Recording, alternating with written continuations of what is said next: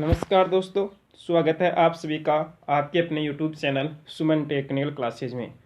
दोस्तों, हर रोज़ की तरह आज फिर से हम आपके लिए इलेक्ट्रिशियन थ्योरी के बहुत ही महत्वपूर्ण क्वेश्चंस लेकर के आए हैं, जो कि सभी प्रकार की ITI से संबंधित कंपटीशंस की जो एग्ज़ाम होती है उनके लिए बहुत ही महत्वपूर्ण क्वेश्चंस है। दोस्तों, आप सभी से मेरा एक निवेदन है कि आप इस क्लास को ज़्यादा से ज़्यादा ITI स्टूडेंट्स के पास शेयर करें, लाइक करें और कमेंट करके बताएं कि आपको क्लास कैसी लग रही है। दोस्तों, अभी हम लगभग आपके लिए 20-25 क्वेश्चंस की सीरीज लेकर के आ रहे हैं डेली। धीरे धीरे इन क्वेश्चनों की हम सीरीज जो है, इनके अंदर क्वेश्चंस की मात्रा बढ़ा देंगे, संख्या इनकी बढ़ा देंगे। तो देखिए दोस्तों, पहला क्वेश्चन है हमारे पास स्क्रीन के ऊपर है। किसी विद्युत परिपथ में इलेक्ट्रॉन का प्रवाह निर्धारित करता है। कोई भी जो इलेक्ट्रिक सर्किट होता है उसके अंदर इलेक्ट्रॉनों का प्रवाह जब होता है तो वो किसको निर्धारित करता है? सॉरी, एक विद्युतीय आवेश को, एक विद्युतीय धारा को, एक विद्युतीय दबाव को, चुंबकीय वैद्युतिक मात्रा को। तो देखिए दोस्तों, जो इलेक्ट्रिक सर्किट होता है उसके अंदर जब तक इलेक्ट्रॉनों का फ्लो नहीं होता है तब तक उसके अंदर धारा का प्रवाह नहीं होता है। किसी भी सर्किट के अंदर जब इलेक्ट्रॉनों का फ्लो होता है, जब इलेक्ट्रॉन गति करते हैं, इलेक्ट्रॉन का प्रवाह होता है, तो हम उसको क्या कहते हैं? विद्युत धारा कहते हैं। तो इस क्वेश्चन का करेक्ट आंसर हो जाएगा बी।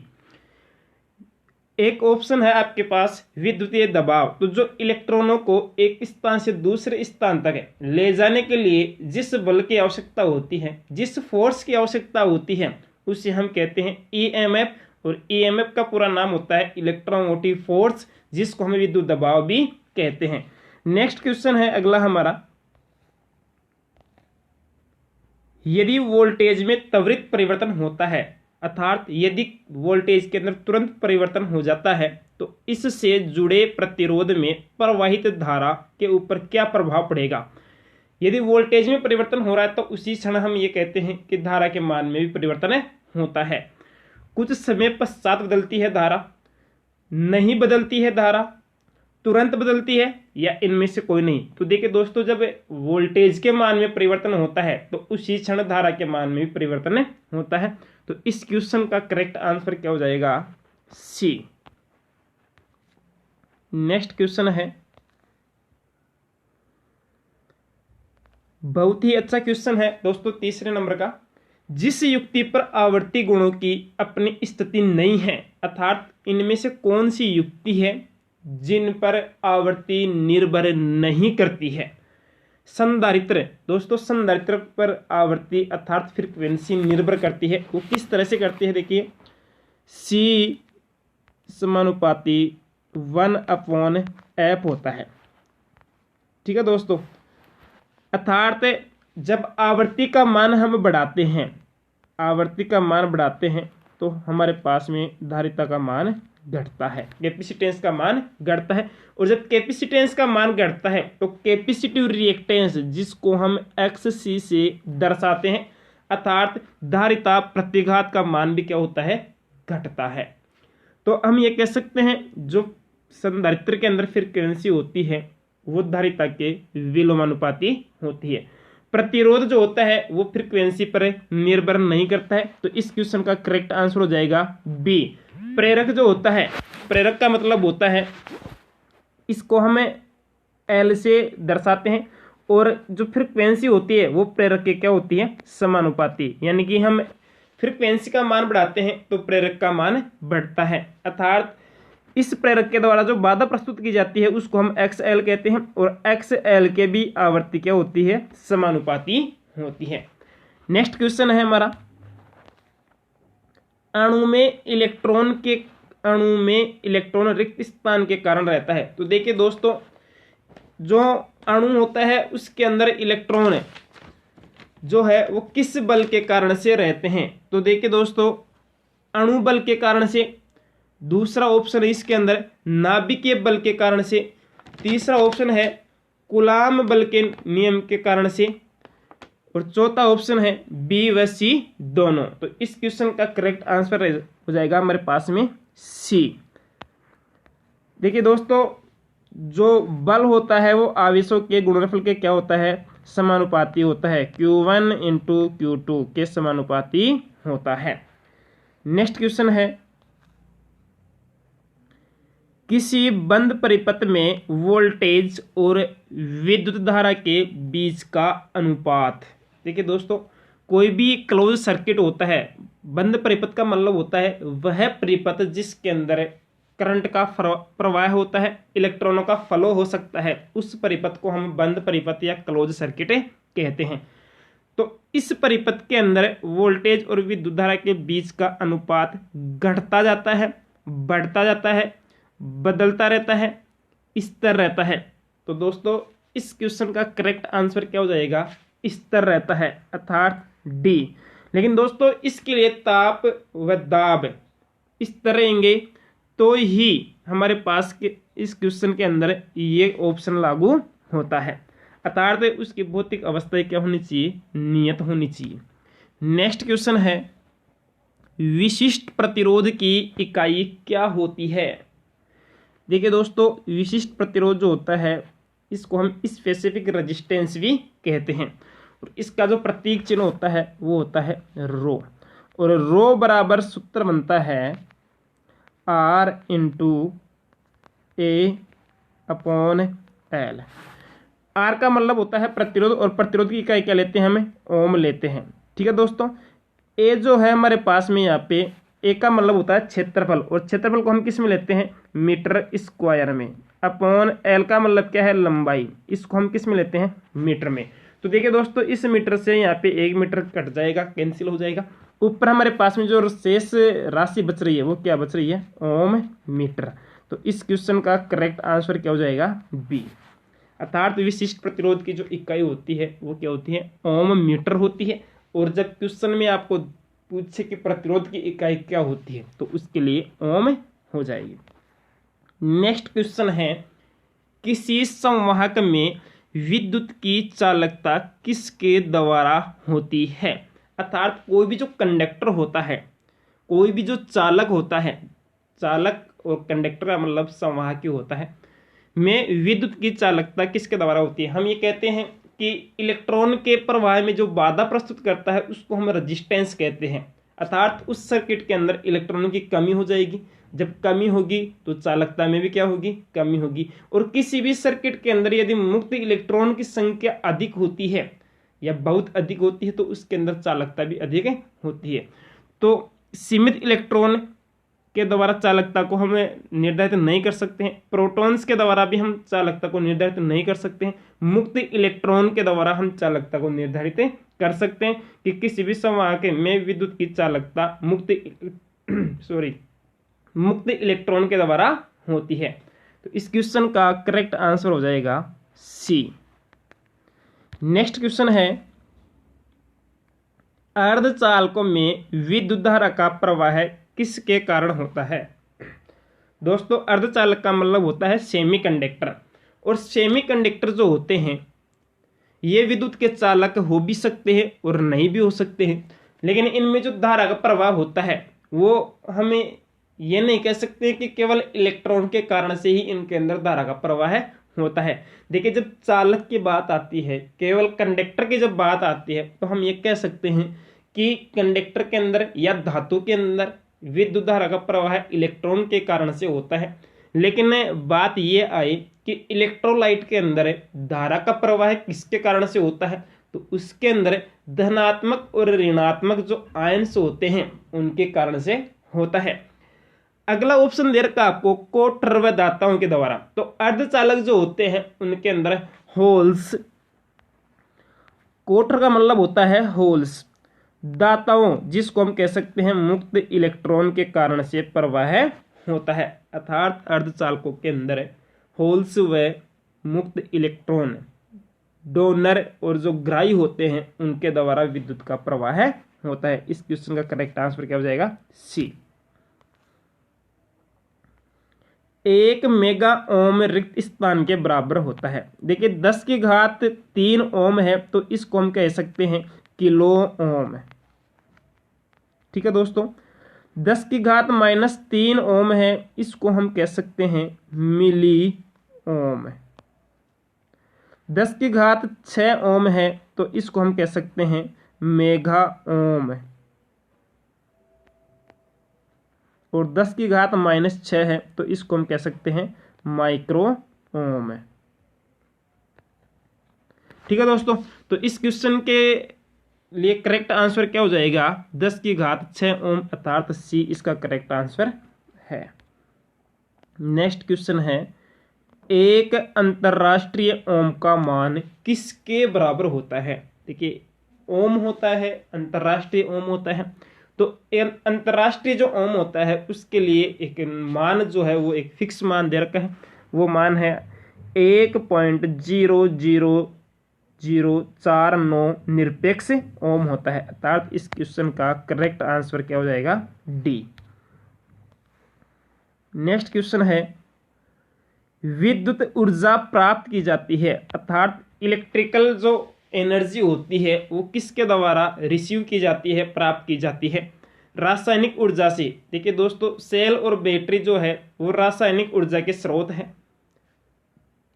सेल और बैटरी के द्वारा भी हम विद्युत ऊर्जा प्राप्त करते हैं। यांत्रिक ऊर्जा, हमारे पास में अल्टरनेटर और डीसी जनरेटर जो होते हैं वो यांत्रिक ऊर्जा को विद्युत ऊर्जा में कन्वर्ट करते हैं, अर्थात mechanical power to convert electrical power. ठीक है दोस्तों, नेक्स्ट है प्रकाश ऊर्जा से। तो हमारे पास में प्रकाश ऊर्जा के द्वारा भी विद्युत ऊर्जा प्राप्त की जाती है, तो इस क्वेश्चन का करेक्ट आंसर हो जाएगा क्या? डी।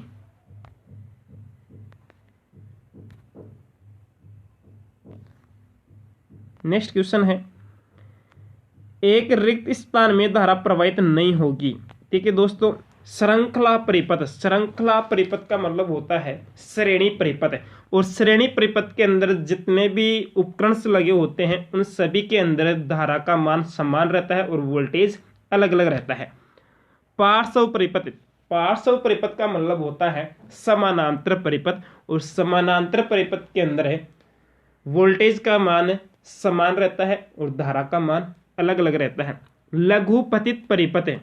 लघुपतित परिपथ का मतलब होता है शॉर्ट सर्किट परिपथ, और इस परिपथ के अंदर धारा का प्रवाह जो होता है वो उच्च या अनंत होता है। नेक्स्ट है खुला परिपथ। दोस्तों, खुला परिपथ जो होता है ओपन सर्किट जिसको हम कहते हैं, इस परिपथ के अंदर धारा का प्रवाह नहीं होता है, और इस परिपथ के अंदर रेजिस्टेंस का मान क्या माना जाता है? इन्फिनिटी, अनंत माना जाता है। तो इस क्वेश्चन का करेक्ट आंसर क्या हो जाएगा? डी। नेक्स्ट क्वेश्चन है, विद्युत आवेश प्रवाहित हो सकता है।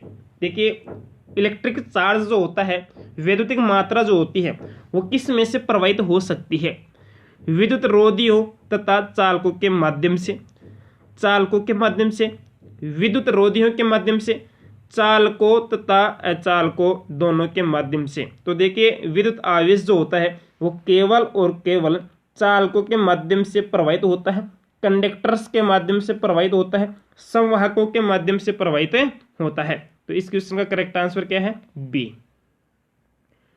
नेक्स्ट क्वेश्चन है, यदि आवेश प्रवाह की दर समय के साथ बदलती है तो किसी भी समय पर धारा किसके द्वारा निर्धारित की जाती है? देखिए, आवेश प्रवाह की दर समय के साथ बदलती है, तो इस क्वेश्चन के लिए देखो दोस्तों, एक तो हमारे पास में I बराबर जो सूत्र बनता है वो बनता है Q/T, लेकिन ये क्वेश्चन के अंदर ये कहा गया है कि आवेश प्रवाह की दर समय के साथ बदल रही है, तो इसके लिए dQ/ क्या बन जाएगा? dt बन जाएगा I बराबर। तो इस क्वेश्चन का करेक्ट आंसर क्या रहेगा? ए। नेक्स्ट क्वेश्चन है,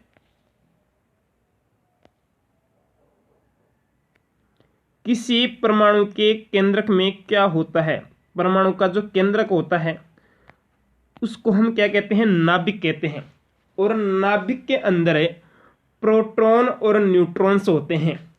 ठीक है दोस्तों, तो इस क्वेश्चन का करेक्ट आंसर क्या रहेगा? बी रहेगा। देखिए दोस्तों, प्रोटॉन और न्यूट्रॉन्स जो नाभिक में होते हैं वो अंतरा आणविक बल के द्वारा बंधे होते हैं, और नाभिक के सबसे पास वाली जो कक्षाएं होती है, शैलें जो होती है, ऑर्बिट जो होती है, उनके अंदर बल का मान अधिक होता है, और नाभिक से दूर वाली जो कक्षाएं होती हैं उनके अंदर बल का मान कम होता है, लेकिन ऊर्जा का मान उनमें क्या होता है, अधिक होता है। तो इस क्वेश्चन का करेक्ट आंसर क्या रहेगा, बी।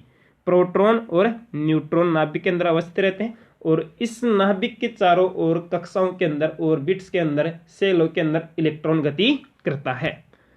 नेक्स्ट क्वेश्चन है, विद्युत वाहक बल आवश्यक होता है, इलेक्ट्रोमोटिव फोर्स जिसको हम कहते हैं, विद्युत दबाव भी इसको कहा जाता है, जिसका प्रतीक चिन्ह ई या वी होता है, और इसका मापन है वोल्ट मीटर के द्वारा किया जाता है, जिसको परिपथ में पार्श्व क्रम में योजित किया जाता है। इलेक्ट्रॉन का पलायन रोकने हेतु सॉरी दोस्तों, असंतुलित परमाणुओं से इलेक्ट्रॉन को पृथक रखने हेतु, चालकता को प्रतिरोध में परिवर्तित करने हेतु, इलेक्ट्रॉन्स को गतिमान करवाने के लिए। तो देखिए दोस्तों, विद्युत वाहक बल जो होता है, इलेक्ट्रोमोटिव फोर्स जो होता है, वो इलेक्ट्रॉनों को एक स्थान से दूसरे स्थान तक पहुंचाने का कार्य करता है। अर्थात किसी भी इलेक्ट्रिक सर्किट के अंदर इलेक्ट्रॉनों के ऊपर फोर्स लगाया जाता है, तो वो किसके द्वारा लगाया जाता है, विद्युत वाहक बल के द्वारा। तो उस दबाव के कारण से इलेक्ट्रॉन किसी भी सर्किट के अंदर गति करते हैं या प्रवाहित होते हैं। नेक्स्ट क्वेश्चन है, इस क्वेश्चन का सॉरी दोस्तों, इस क्वेश्चन का करेक्ट आंसर क्या रहेगा, डी। नेक्स्ट क्वेश्चन है, विद्युतीय आवेश प्रवाह की दर क्या है। देखिए, विद्युतीय आवेश प्रवाह की जो दर होती है उसको हम क्या कहते हैं, विद्युत धारा कहते हैं। इस क्वेश्चन का करेक्ट आंसर क्या रहेगा, सी। धारिता, किसी भी संधारित्र के द्वारा आवेश ग्रहण करने की जो क्षमता होती है उसको क्या कहते हैं, धारिता, और धारिता का दूसरा नाम होता है कैपेसिटेंस। प्रतिरोध, किसी भी सर्किट के अंदर इलेक्ट्रॉन प्रवाह के रास्ते में जो बाधा प्रस्तुत करता है उसको हम क्या कहते हैं, प्रतिरोध। और विद्युत विभव, इकाई आवेश को अनंत से किसी बिंदु तक लाने में किया गया जो कार्य होता है उसको कहते हैं हमें विभव या इलेक्ट्रिक विभव। नेक्स्ट क्वेश्चन है, विद्युत दबाव का मापन किसके द्वारा किया जाता है। विद्युत दबाव का मतलब मैंने अभी पिछले क्वेश्चन में बताया था, इलेक्ट्रोमोटिव फोर्स या ईएमएफ होता है, और इसका मापन हम किसके द्वारा करते हैं दोस्तों, धारा मापी द्वारा। धारा मापी के द्वारा करंट का मापन किया जाता है। हाइड्रोमीटर के द्वारा इलेक्ट्रोलाइट का अपेक्षित घनत्व मापा जाता है। ओम मीटर के द्वारा प्रतिरोध को मापा जाता है, और वोल्ट मीटर के द्वारा विद्युत दबाव को मापा जाता है। इस क्वेश्चन का करेक्ट आंसर क्या रहेगा, डी। दोस्तों, मेरा आप सभी से एक निवेदन है कि जैसा कि मैं इन क्वेश्चनों के आंसर बता रहा हूं, तो आप एक नोटबुक लेकर के और उस नोटबुक के अंदर इन क्वेश्चनों का आंसर लिख लिया करो, जिससे कि आपका बेसिक कंसेप्ट क्लियर हो जाए कंप्लीट। नेक्स्ट क्वेश्चन है अगला, एसी परिपथ में धारा की दिशा, जो अल्टरनेटिंग करंट होता है उसके अंदर धारा की दिशा क्या होती है, हमेशा एक दिशा में होती है, पॉजिटिव से नेगेटिव की ओर होती है। दोस्तों, अल्टरनेटिंग जो करंट होता है वो पॉजिटिव से नेगेटिव और नेगेटिव से पॉजिटिव की ओर भी चलता है, पल पल में बदलती है। तो इस क्वेश्चन का करेक्ट आंसर क्या रहेगा, पल पल में बदलती है। अर्थात अल्टरनेटिंग करंट किसे कहते हैं, जो समय के साथ दिशा और मान बदले उसे हम अल्टरनेटिंग करंट कहते हैं। एसी और डीसी के अंदर दोस्तों जो मुख्य अंतर पाया जाता है वो पाया जाता है आवृत्ति का, अर्थात फ्रीक्वेंसी का। एक पाया जाता है पोलैरिटी का, यानी कि ध्रुवता का अंतर पाया जाता है। शक्ति की इकाई क्या होती है, वोल्ट जो होती है वो विद्युत वाहक बल विभव वोल्टेज की होती है। कूलाम जो इकाई है वो आवेश की होती है। शक्ति की जो इकाई है वो वाट होती है। इस क्वेश्चन का करेक्ट आंसर क्या रहेगा, सी। एम्पियर जो इकाई है वो धारा की होती है। नेक्स्ट क्वेश्चन है, Q विद्युत की मात्रा जानने का सूत्र क्या है। दोस्तों, हमारे को आवेश ज्ञात करना है, ठीक ना।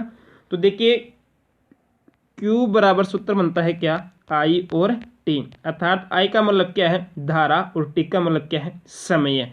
तो इस क्वेश्चन के लिए करेक्ट आंसर क्या रहेगा, Q बराबर धारा इंटू समय, C। दोस्तों, आज की जो सीरीज थी हमारी, इसके अंदर लगभग हमने आज 21 क्वेश्चन हल किए हैं दोस्तों। इसी तरह से हम आपके लिए डेली प्रैक्टिस सेट मान लो या टॉपिक वाइज क्वेश्चंस मान लो, हम डेली आपके लिए लेकर के आएंगे दोस्तों। क्लास को लाइक और कम से कम एक शेयर जरूर करें। धन्यवाद दोस्तों।